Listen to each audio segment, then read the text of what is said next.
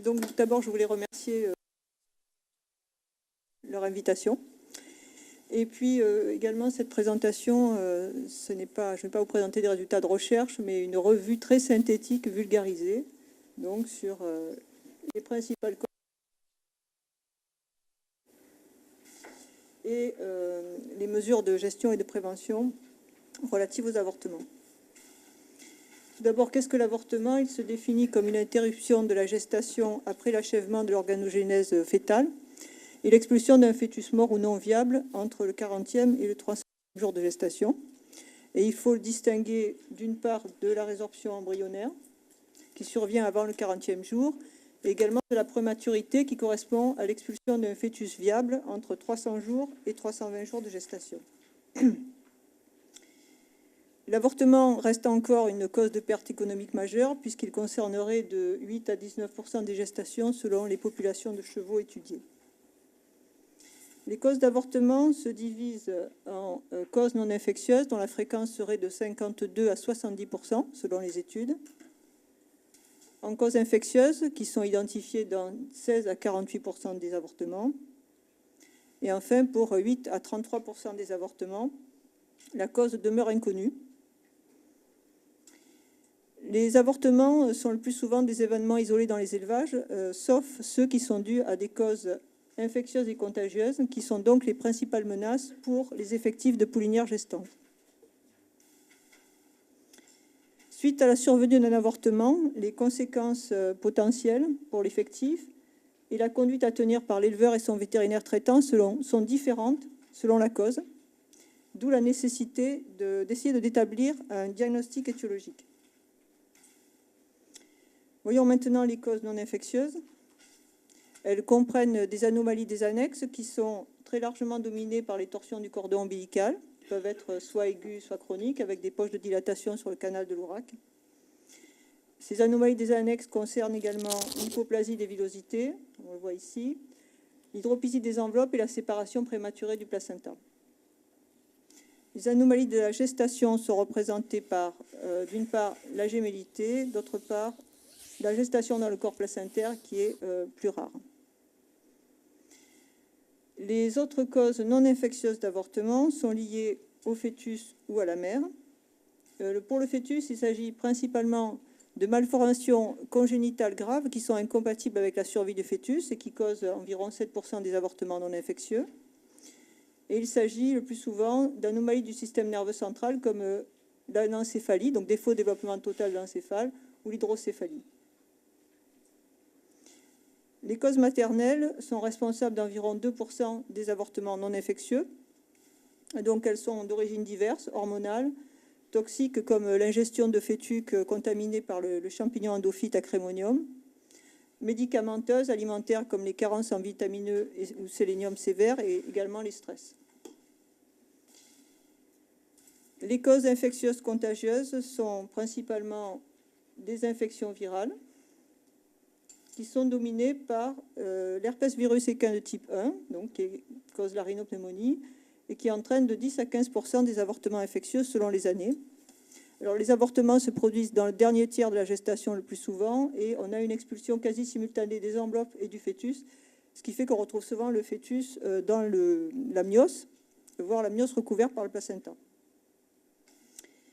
L'artérite virale équine est également une cause d'avortement, mais ces avortements semblent liés à la survenue d'épizooties, puisque avant l'épizootie qui a sévi en 2007 dans le Grand Ouest, aucun cas d'avortement dû à l'artérite n'avait été recensé, et depuis la fin de cette épizootie, il n'y a pas eu non plus de nouveaux cas rapportés. La leptospirose est en France la seule cause d'avortement bactérienne contagieuse qui a été décrite et qui donc est responsable,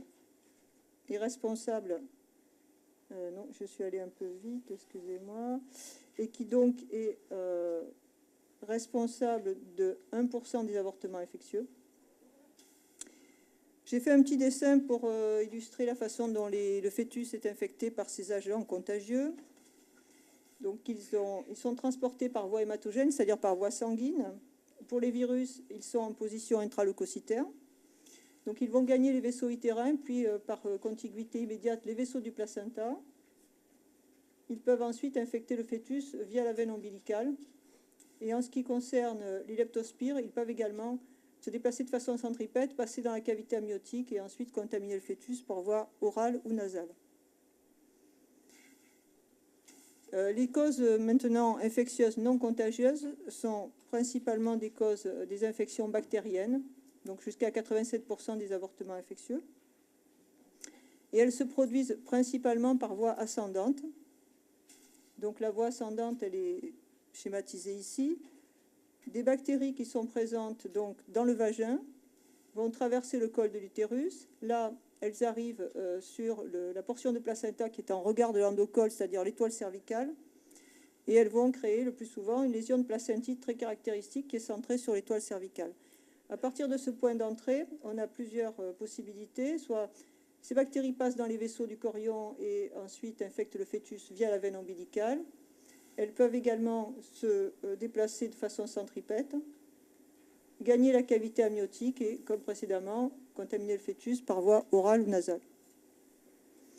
Alors, le fœtus va mourir soit de septicémie, c'est le cas lorsqu'il y a une contamination via la veine ombilicale.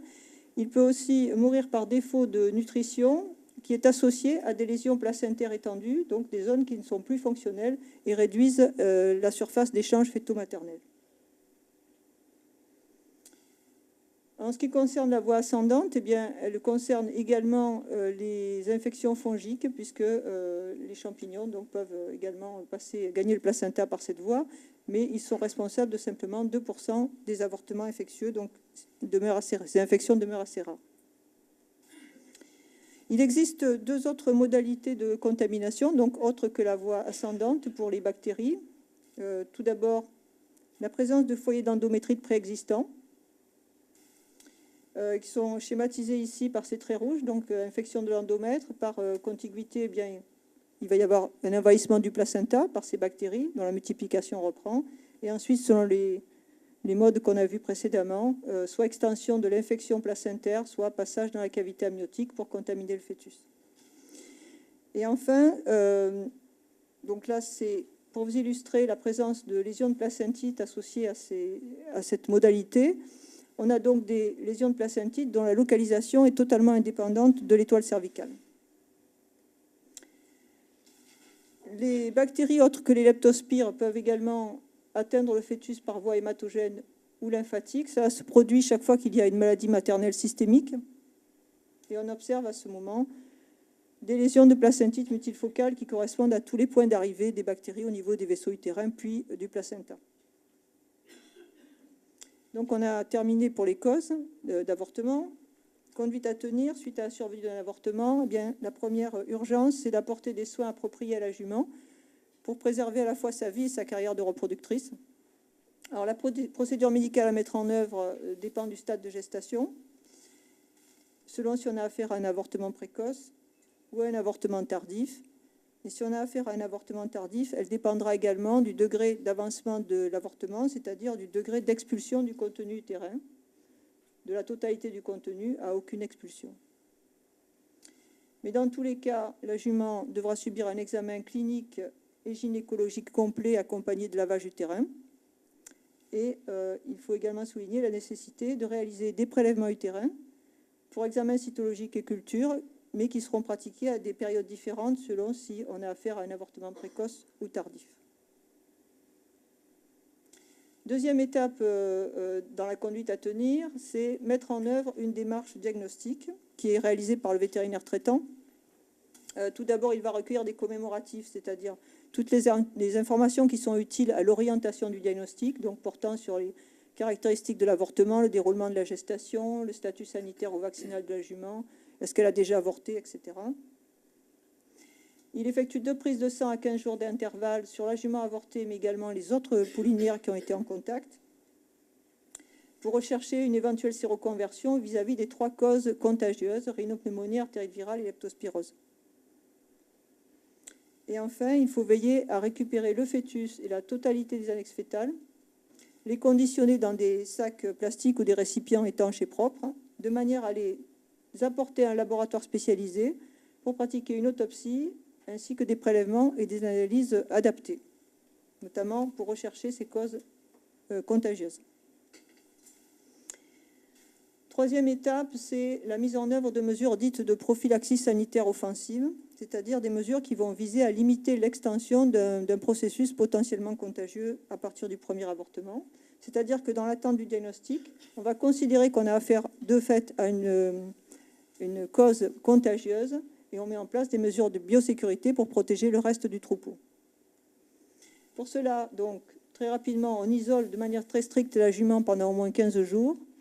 Il faut lui réserver du matériel d'entretien. Il faut également, si possible, réserver du personnel, c'est-à-dire qu'une seule personne manipule la jument et n'a aucun contact avec les autres chevaux.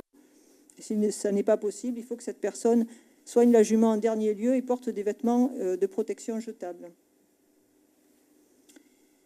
En ce qui concerne les mesures appliquées à l'environnement, si l'avortement a lieu en box, la litière est laissée dans le box, arrosée de désinfectant, et au bout de 48 heures, elle sera sortie et brûlée.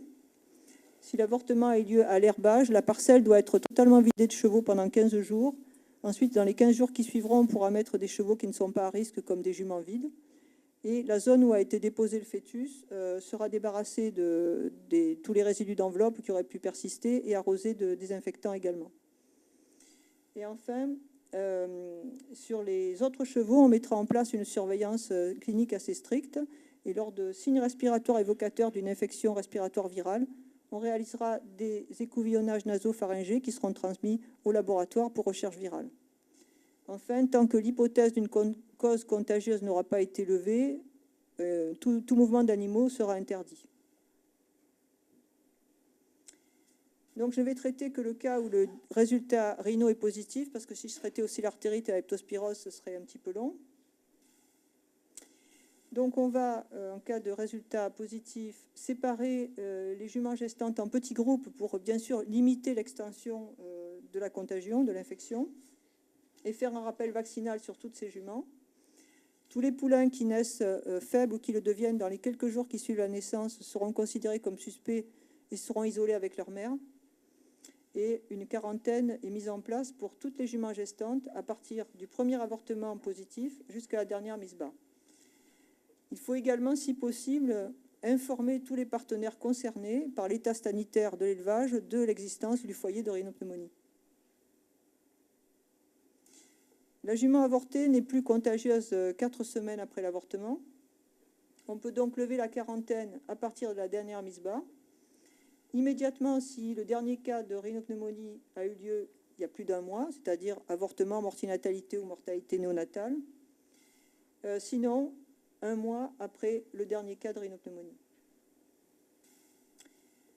Très rapidement, donc, ce sont les 2 dernières diapositives, je ne sais pas où j'en suis. Ces mesures de gestion, de prévention. Tout d'abord, prévention des avortements bactériens qui se produisent par voie ascendante. Eh bien, il faudra veiller à réduire toutes les possibilités de contamination bactérienne du vagin. Pour cela, assurer une correction chirurgicale des conformations vulvaires ou périnéales défectueuses, donc par vulvoplastie ou épisioplastie. Assurer une correction chirurgicale du col de l'utérus qui peuvent être à l'origine de passer les bactéries dans l'utérus. Et également veiller à respecter une hygiène très stricte des manipulations du tractus lors des poulinages également. La prévention des avortements non infectieux est très difficile, sauf pour la gémellité, puisque un diagnostic échographique précoce suivi de l'élimination de l'un des 2 embryons permet d'éviter les gestations gémellaires. Également, il faut souligner, lorsqu'un diagnostic pilosité coriale est posé, il est fortement recommandé de vérifier l'état de l'endomètre par des biopsies utérines. En effet, les résultats de ces biopsies traitées par examen histologique permettront de statuer sur le pronostic, sur la capacité de la jument à poursuivre de futures gestations à terme.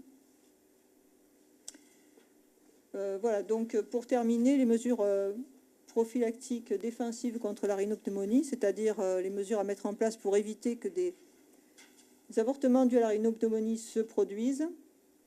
la problématique des herpesvirus et leur capacité à persister à l'état latent chez les chevaux infectés, en sachant qu'ils peuvent se réactiver ensuite. Et lors de la réactivation, donc ils reprennent une multiplication, le cheval infecté devient à la fois excréteur et contagieux, et la jument, et s'il s'agit d'une jument gestante, elle peut avorter. Il est donc fondamental de limiter les risques de réactivation virale, notamment chez les juments pleines, et pour cela, il faudra leur éviter tout stress. Il est donc fortement déconseillé de transporter des juments en fin de gestation, et les changements de troupeau également sont des sources de stress qui peuvent participer à réactiver le virus latent. Il faut également limiter les risques d'introduction et de diffusion du virus. Pour cela, il faudra séparer de manière stricte les juments des chevaux à risque, qui sont tout d'abord les chevaux à l'entraînement, qui vont sortir de l'élevage pour participer à des courses ou des compétitions et qui peuvent ensuite, au retour, ramener des virus respiratoires, dont la rhinopneumonie. Entretenir toujours les juments en petits groupes séparés. Mettre en quarantaine toute jument nouvellement arrivée et également isoler strictement toute jument qui a subi un stress parce qu'elle est à risque pour une réactivation virale. La vaccination, donc, malheureusement, ne prévient pas la réactivation du virus, ce qui explique que des juments correctement vaccinées peuvent avorter parce qu'il y a une réactivation de leur virus endogène. Par contre, suite à un premier avortement, si les autres poulinières sont très bien vaccinées, ce matelas vaccinal va réduire le nombre total d'avortements dans l'effectif. On conseille donc de vacciner toutes les juments gestantes, mais également tous les chevaux qui sont en contact direct ou indirect avec elles, les juments qui sont nouvellement introduites dans le haras, et également les jeunes chevaux plus sensibles aux infections respiratoires virales et les étalons. Alors, juste une petite remarque, la vaccination des étalons est obligatoire maintenant dans de nombreuses races et est obligatoire pour tous les étalons qui servent à l'insémination artificielle.